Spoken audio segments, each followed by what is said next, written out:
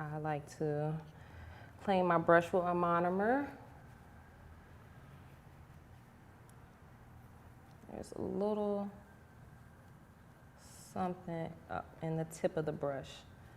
If you notice, I'm not touching it. I'm using my paper towel to clean it. And now my brush is clean. Never use acetone. Acetone is very drying. You should not use acetone. You don't even need to use brush cleaner. If you want to properly cleanse your brush, use your monomer. That will allow you to get all the product out of your brush. It will break down the acrylic that is already left in your brush if you happen to leave some, even if it's a clump.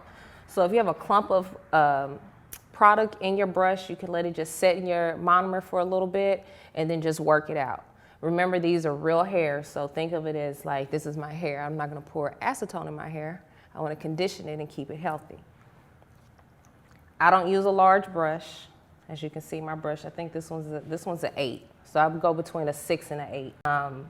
The bigger the brush, the more product it's going to hold, and you don't want to waste product. I hate wasting. So if I had a wider brush, you have to understand all your product, all your monomer is going to get trapped right here in your brush.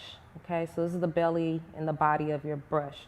So if my brush is larger, the size of my thumb, I'm gonna have a bunch of product left in here, which is wasteful. So I just use a smaller brush.